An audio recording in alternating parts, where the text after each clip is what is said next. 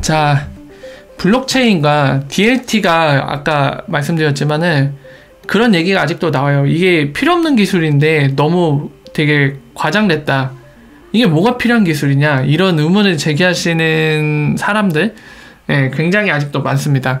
근데 다행히도 아까 결론 말씀드렸지만 다행히도 필요한 기술로 보여져요. 왜 그러냐면 이런 개개인들의 주장에 근거하는 게 아니라 실제로 적용 사례들을 보면 알 수가 있는 거죠. 이게 만약 필요없는 기술이면 절대로 금융기관이라던가 또는 금융기관에 준하는 기업들이 이 기술을 사용하지 않을 겁니다. 근데 사용한 케이스들이 명확하게 존재해요.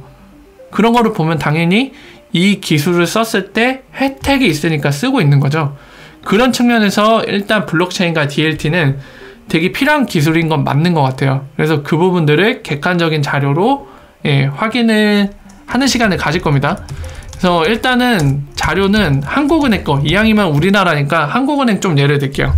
한국은행 좀 궁금하시잖아요. 한국은행은 지금 뭘 하고 있는 거가 그냥 낮잠만 자면서 딴 나라 열심히 막 기술 개발하고 있는데 한국은행은 뻘짓하고 있는 거 아니냐, 한국은행들 뭐냐, 그냥 세금 축내고 있냐, 이런 의문을 품으시는 분들이 계실까봐 그거는 아니라는 걸 좀 알려드리고 싶어서 한국은행 자료를 인용하도록 하겠습니다.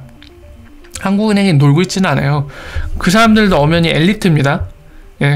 뭐 어떤 분들은 한국은행에서 일하는 사람들 에이 그래봤자 우물안 개구리지, 한국에서나 엘리트지 세계적으로는 아니겠지 하신 분들 계신데 그렇지 않아요.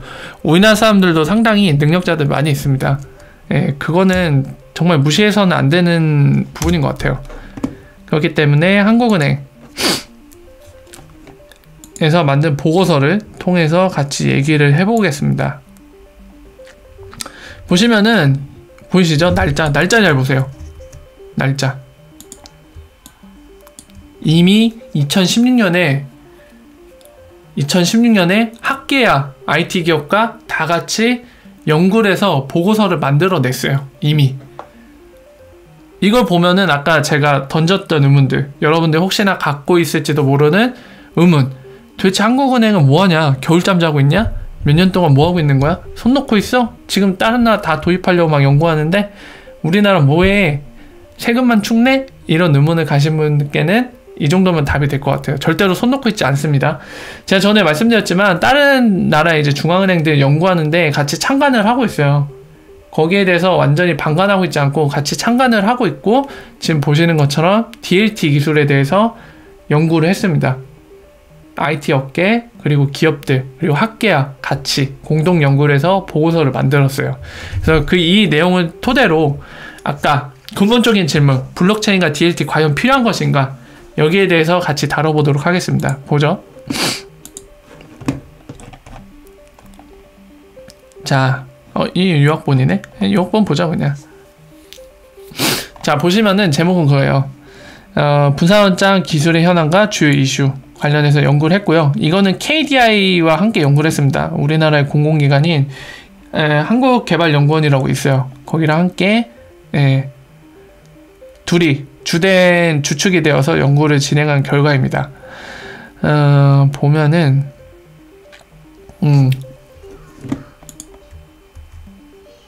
보이죠? 골드만삭스, 이미 골드만삭스도 2016년이에요. DLT. 그래서 이걸 참고해 봤을 때는 증권 부분 그리고 오피스 이런 거 적용했을 때 연간 1,000억 원 정도를 절감할 수 있을 걸로 판단을 했습니다. 연구 결과 1,000억 원이면 상당한 거죠. 그러니까 어떤 신기술을 도입해서 기존보다 비용을 1,000억 원 정도를 절감시킬 수 있다. 어마어마한 거죠. 1,000억 원이 애들 장난돈은 아니잖아요. 그죠? 그래서 증권사들이 이걸 하면은 절감 효과가 연간 1,000억 원에 이를 것으로 추정된다. 다음 볼까요? 다만 제약상에 대해 얘기를 하고 있네요. 이 효과를 정량적으로 추정하는 건 좀 어려움이 있다라고 얘기를 합니다. 은행에 대해서는. 그러니까 증권 같은 거는 약간 정량적으로 아까 예시를 든 것처럼 뭐 1,000억, 1,071억 막 이렇게 얘기를 할 수 있는데, 은행에 대해서는 좀 서비스도 너무 광범위하고 프로세스별로 이거를 나눠갖고 측정하기가 좀 어려움이 있다라고 얘기를 하는 거죠. 그래서 여기 같은 경우 송금이라든가 인증 등 서비스별로 비용 절감이나 소비자의 직간접적인 비용 절감. 그러니까 실제로 비용이 절감됐을 때 금융사가 직접 누릴 수 있는 비용 절감 효과가 있고요. 거기에 따라서 이제 금융기관들이 전에도 많이 말씀드렸지만 소비자한테 그 혜택을 나눠줄 수 있습니다. 그러니까 소비자도 뭐 수수료나 이런 게 더 낮아질 수가 있겠죠. 그런 효과 세분화해서 추정할 필요가 있다라고 의견을 내고 있네요. 자, 그래서 여기 나오죠. 일단 한국은행과 이 KDI 업계와 같이 학계랑 같이 이제 연구한 보고서 결과는 이렇게 적혀 있습니다. 중장기적으로 탈중개화, 자동화 등 AI나 이런 거 얘기하는 거 있죠. 스마트 컨트랙트 등을 통해 금융 인프라의 구조의 변화를 초래할 것으로 예상된다. 그러면서 리플사 언급이 됐네요. 그죠? 그리고 내용도 이렇게 됐어요. 중개은행은 환거래은행 등을 얘기하는 거죠. 스위프트 등 기존 인프라를 분산원장 시스템이 대체할 것이다. 실제로 지금 스위프트 GPI가 DLT 쓰려고 발악을 하고 있죠. POC를 진행하고 있습니다. GPI 빠졌네. GPI 흐름이 지금 그렇게 가고 있어요. 이때 2016년 보고서에서도 그렇게 언급을 하고 있는 거죠. 그리고 파이낸스, 트레이드 파이낸스, 무역금융도 얘기가 나오고 있고 자본시장도 얘기가 나오고 있고요. 각가지 이 외환거래에 관련된 법의 준수에 대해 자금 세탁이라든가 이런 것들 얘기가 나와 있죠. 그리고 보험 분야도 나와 있고요. 그러니까 돈이 흐름이 연관되어 있는 건 다 나와 있어요. P2P 대출이나 보험들 이런 것도 나와 있죠. 자, 디지털 통화, 디지털 커런시 얘기 나옵니다. 자, 우리가 아는 내용이죠. 익명성이 있고 기술적으로 불안전성 등이 있어서 자금 세탁 등 범죄에 악용될 수 있다. 그러니까 AML 아까 위에 나왔죠. 안티모니 론더링이 자금 세탁 방지죠. 이런 자금 세탁 이런 데 악용될 수 있다. 그래서 국가별로 규제 도입되는 거 얘기 나오고 있습니다. 여기 우리가 되게 눈에 익은 이름 있죠. 핀셋. 이 리프사한테 벌금 때려줬던 데죠. 그리고 그 일로 인해서 리프사가 핀셋에 공식적으로 라이센스를 받아서 XRP2 자회사가 라이센스 받은 이 회사가 판매를 직접 담당하고 있죠. CFTC 얘기 나오고 있고, 자, EU도 뭐 이런 거 얘기 나오고 있고요. 일본도 보시면 됩니다. 좀 옛날 거라 그렇게 주의 깊게 안 보셔도 될 것 같아요. 자, 중요한 거는 이제 분산 원장 기술 DLT에 대해 나옵니다. 나오는데 혜택 나오죠. 기존 금융 시스템의 리스크가 상당 부분 완화될 것으로 기대된다. 이 얘기는 혜택이 명확하게 있다는 거잖아요. 도입되면 혜택이 있다. 그죠? 장점을 얘기하고 있는 겁니다. 그래서 금융거래가 실시간으로 안전하게 처리됨에 따라 왜 그러죠? 이거 잠깐 설명드릴게요. 지금 기존의 방식을 설명을 드릴게요. 기존의 방식은 자 보세요. A라는 은행이 있고 B라는 은행이 있고 자금을 보냅니다. 페이먼트 보내고 세르먼트예요. 약자로 쓴 거예요. 이거 페이먼트고 세르먼트 얘기하는 거예요. 하면은 이 은행에서 보낼 때는 본인들 원장, 본인 은행 자체에 원장이 있을 거 아니에요. 거기에 막 기록을 해야겠죠.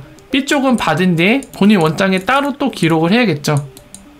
그러니까 이중화돼서 싱크로율이 없단 말이에요. 그러니까 비동기 형식인 거죠. 얘 따로 원장 관리하니까 이게 동시에 처리되는 게 아니라, 그러니까 어떻게 보면 뭐라고 표현해야 될까요?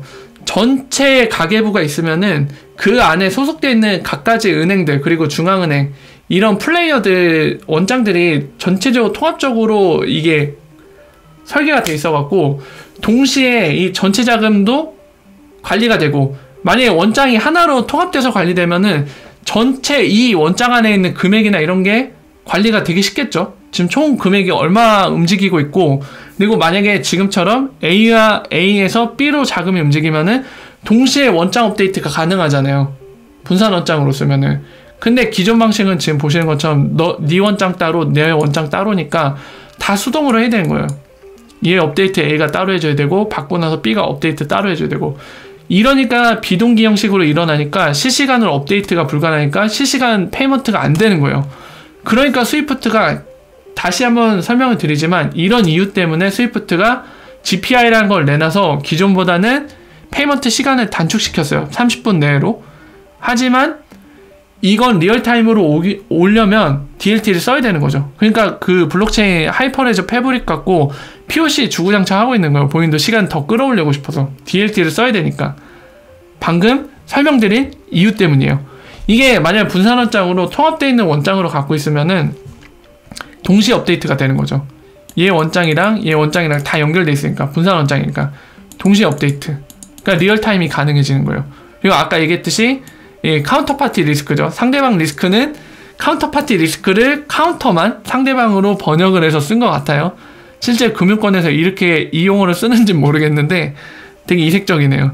그리고 운영 리스크. 그러니까 지금 말씀드린 이런 이유로 해서 생기는 여러 가지 비효율적인 부분들이 완화된다는 거죠. 근데 한국은행은 판단이 획기적으로 축소된다고 얘기를 했네요.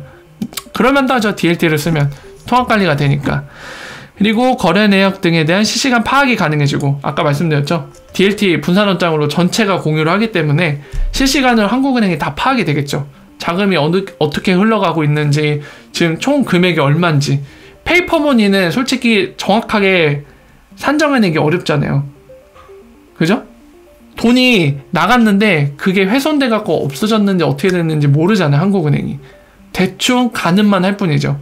근접하게 100% 정확하게 관리는 안 되겠죠. 근데 분산원장이나 CBDC 발행하면 100% 정확하게 알아낼 수 있죠. 그리고 규제 준수가 자동화된다. 왜 그러죠? 분산원장의 원장을 다 공유하고 있고, 그 자금 흐름, 그 안에서 CBDC 발행해갖고 움직이면은 다 추적이 되는 거예요. 자금 세탁 방지 어림도 없죠. 페이퍼머니로 나가는 게 아니기 때문에. 그래서 이런 점들 때문에 용이해져서 리스크를 보다 효과적으로 관리가 가능하다. 이런 얘기를 하고 있는 겁니다. 근데 단점도 얘기하죠. 제약사항을 바로 얘기해줍니다. 장점도 있지만 단점도 있다. 새롭게 발생하거나 증대될 리스크. 그러니까 기존의 기술에 없던 리스크가 새로 생길 수도 있다는 거죠. 그래서 예를 들거는 보안 리스크, 이제 컴플라이언스 리스크, 법적 준수, 이런 거에 대한 리스크. 이거는 악용 사례들을 이제 염두에 두고 얘기하는 것 같아요. 자금 세탁이나 이런 거. 그리고 스마트 계약, 스마트 컨트랙트 얘기하는 거죠. 이런 디도스 공격이나 이런 것들. IT적으로 이제 해킹 시도할 수 있는 이런 것들, 리스크를 좀 얘기를 하는 것 같아요. 그래서 이런 단점들을 없애고 혜택을 그대로 유용하게 쓰기 위해서 이제 방안을 제시합니다. 혁신을 저해하자는 동시에 리스크에 적절히 대처. 굉장히 추상적이죠. 그러니까 단점이 일어나지 않게 하는 가운데 장점을 쓰자. 뭐 이런 얘기죠. 그리고 유연하게 대응하자. 역시나 굉장히 추상적으로 얘기를 하고 있습니다. 비즈니스 모델에 내재하는 사업 구조를 감안하여 규제 체제를 마련. 되게 당연하면서도 추상적으로 역시나 얘기하고, 시장 교란 행위를 제재하고 관련 사업자의 건전성 유도. 이것도 추상적으로 얘기하고 있죠. 그러니까 굉장히 뻔한 얘기를 써놨는데 그럴 수밖에 없을 것 같아요. 왜냐면은 예측 가능하기 어렵거든요. 그러니까 우리가 아직 써보지 않아서 어느 정도 써보고 난 뒤에 알 수 있는 것들이 있잖아요. 기존에는 미리 사전에 예측하기 힘들고, 그런 측면이기 때문에 아마도 미리 어떠한 새로운 리스크가 발생할지에 대해 예측하기 힘들 거예요. 그래서 되게 추상적으로 적어놨습니다. 기술 표준화 방안도 고민할 필요가 있다. 이런 얘기도 하고요. 드디어 나오죠. CBDC. 여기서도 나오죠. 중앙은행 얘기합니다. 최근 주요국 중앙은행에서 활발히 논의되고 있는 주제래요. 활발히. 아까 보셨죠? 사우디아라비아? 기사 계속 말씀드립니다. 올해 상반기 때 라이브 들어간다고 했어요. CBDC 발행한다고 기사에 따르면. 그래서 그런 거 발행에 대해 경제 영향에 미치는 거에 대해서 종합적인 검토가 필요하다. 당연하겠죠. 다들 하고 있는데 손 놓고 있을 수는 없으니까 한국은행도 검토하겠다는 거죠. 그래서 검토한 결과는 이렇게 적혀 있습니다. 중앙은행이 분산원장을 활용하여 직접 개인, 비금융 기업을 대상으로 CBDC를 발행하는 경우, 이러면은 실물화폐를 대체하는 수준을 넘어서 기존 상업은행 예금과 경쟁하면서 거시경제, 통화정책, 금융안정, 지역결제 등의 광범위한 영향을 미칠 가능성이 있다라고 얘기를 하네요. 그러니까 어떤 현상이 일어날 수 있는지 좀 얘기를 하고 있고, 중앙은행 디지털 통화 발행 시 상업은행 예금을 대체하는 규모는 결제 기능 부여 정도, 익명성 보장 여부, 이자 지급 여부 등에 따라 결정된다. 상당히 포괄적이고 추상적으로 이 부분도 얘기했죠. 굉장히 조심스럽네요. 내용을 보니까. 그리고 지급준비급 그 얘기했죠. 본원통화 개념. 실제 돈은 뭐 10조밖에 없는데 지급준비 뭐 한 10%를 잡으면은 뻥튀기 할 수 있다고 했죠. 돈을 대출해 줄 때. 예. 뭐 1조만 소지하고 있으면은 10조 대출해 줄 수 있죠. 지급준비금이 10%만 된다고 정했으니까. 예, 본원통화 얘기 나오네요. 예, 본원통화 개념. 통화 개념을 얘기하네요. 그러니까 여기까지 포함한 건가? 지급준비금까지 포함시킨 건가요? 이게 되게 애매한 위치에 있네. 실물화폐까지만 포함시킨 거죠? 이렇게. 예. 자, 그래서 그죠? 아직 2016년 더더욱 그러겠죠. 지금도 사례는 없는데 2016년 때는 CBDC 발행한데 당연히 없겠죠. 마찬가지로. 그래서 실제 유스 케이스가 없어갖고 약간 불안하다. 안정성이나 보안성에 대해서 불안정한 상황이다. 뭐 객관적인 얘기죠. 맞는 얘기입니다. 그래서 당연히 검토가 필요하다. 연구와 개발이 지속적으로 필요하다. 이 얘기 나와 있고요. 자, 그래서 이제 기술적 이슈 얘기를 나오는데 나오고 있죠. 하이퍼레저 나오고 있고, 예, SBI 핀테크 컨소시엄, 예, 리플과 코인플러그 회사가 언급이 되고 있습니다. 그리고 하이퍼레저 언급되어 있고 R3 언급되어 있고요. 예, 나오네요. 국민은행, 신한, 하나, 기업, 우리 했는데 하나인가요? 하나은행이 빠져나왔죠. 예, 컨소시엄에서. 예, 얘가 나와 있고요.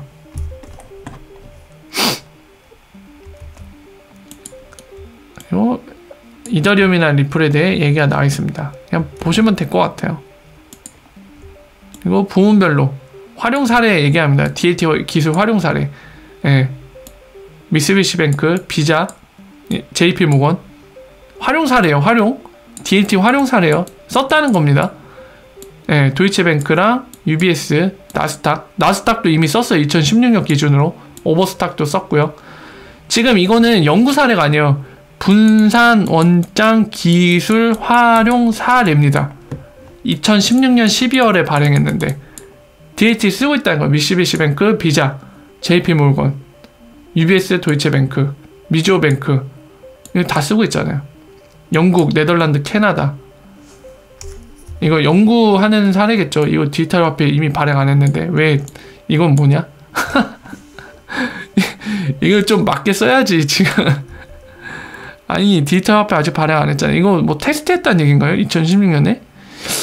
했으려나 영국이? 아닐 텐데 이거는 좀 잘못된 것 같네. 이 부분은 이거 갑자기 신빙성 떨어지는데 한국은행? 이 부분은 아무리 봐도 잘못한 것 같아요. 기재를. 예. 디지털 화폐. 디지털 화폐? CBDC라고 안 써 있으니까 애매하긴 한데요. 이게 디지털 커런시잖아요. 디지털 화폐라고 하면은 그냥 DC잖아요. DC.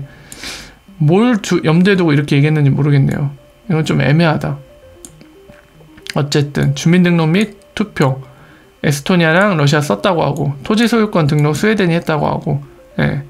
정품 등록 에버레저가 했다고 하고 기반기술 개발 IBM과 마이크로소프트 IBM이 하이퍼레저 패브릭 주도하고 있죠. 프로젝트. 자, 그래서 그렇게 나와 있습니다. 그래서 활용 방안 어떤 것들이 있는지 좀 얘기하고 있고요. 그리고 마지막으로 그림이죠. 어떤 식으로 쓸 수 있는지 한국은행이 쓴다고 하면 예, 그래서 그림도 한번 보시면 될 것 같아요. 예, 블록체인 나와있죠. 당연히 블록체인 빼놓을 수가 없죠. 자, 보시면 아시겠지만 한 가지 더 볼까요? 한국은행 자료 중에 한 가지 참고하실 게 또 있습니다. 한국은행이 블록체인 연구도 했는데요.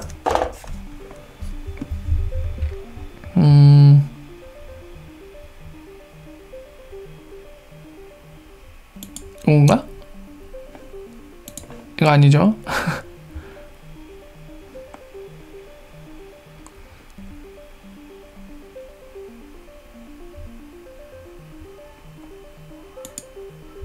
네, 요거죠. 요건데, 그거를 보고 싶은데. 네, 이거 태스크포스도 운행한다고 하잖아요. 공동연구 태스크포스 만들었다고 하죠. 이거 블록체인 모의 테스트를 했는데 이 업체를 코인플러그라고 치면 나오나? 코인플러그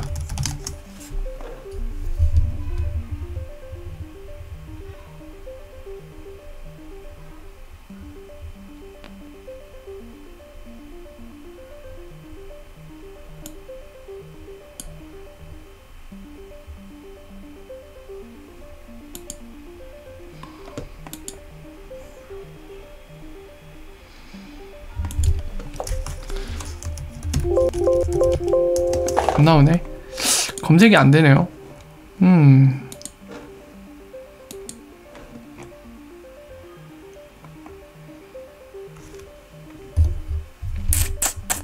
안 나오네.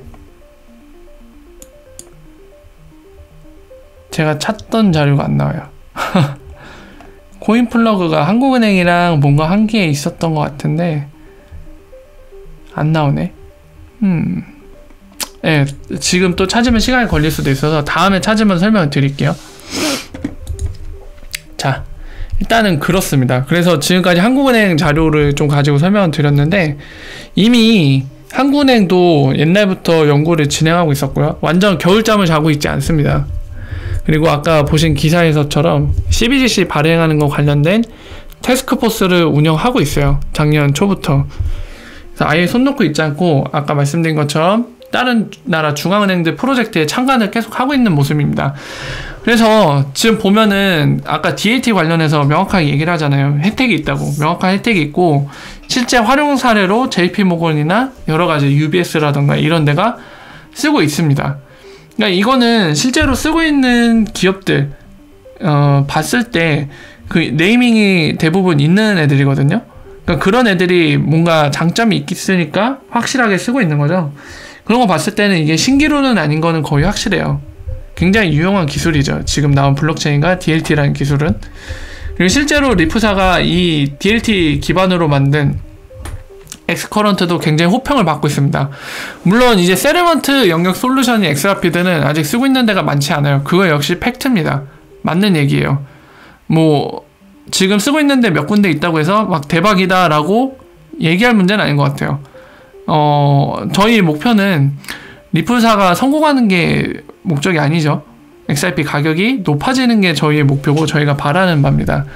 그런 상황이기 때문에 그렇게 소수 업체가 쓰는 거에 대해서는 상당히 이제 나아가는 방향에서는 맞는 거고 첫 발걸음을 잘 뗐다고 평할 수는 있겠지만은 적은 건 사실이에요. 맞아요. 적고 볼륨도 너무 적어요. 그 역시 사실입니다. 그건 부인할 문제가 아닌 것 같아요. 아직 많이 확보를 해야 되는 거는 팩트죠. 그거 역시도.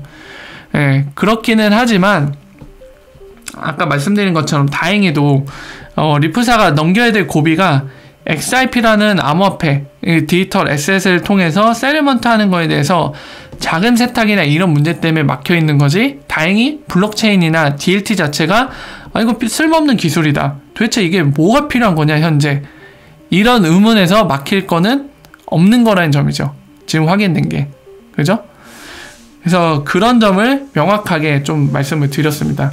여전히 지금도 되게 많아요. 그 블록체인이나 DLT에 대해서 회의적으로 얘기하는 뭐 언론이라던가 또는 학계에서 뭐 교수 정도의 지위를 갖는 사람들조차도 아직도 블록체인과 DLT에 대해 회의를 갖는 입장들이 굉장히 많은데, 다행히도 지금 실제 활용 사례라던가 지금 보시는 우리나라의 한국은행, 중앙은행의 그런 개발, 그리고 그 연구 보고서에 보시면은 약간 이거는 필요 없는 거라기보다는 필요한 거고, 여기에 대해서 악용할 수 있는 사례들에 대해 잘 유용하게, 융통성 있게 유연하게 대처함으로써 이거를 사용해야 된다, 약간 긍정적인 방향으로 나가는 얘기들을 하고 있잖아요. 그리고 태스크포스도 운영 중이고요. 그런 점은 참고하시면 될 것 같습니다. 자, 그래서 이제 2부 순서인 블록체인과 DLT 신기루인지 거기에 대해서 좀 얘기를 나눠봤어요. 객관적인 자료를 통해서 좀 얘기를 나눠봤고요.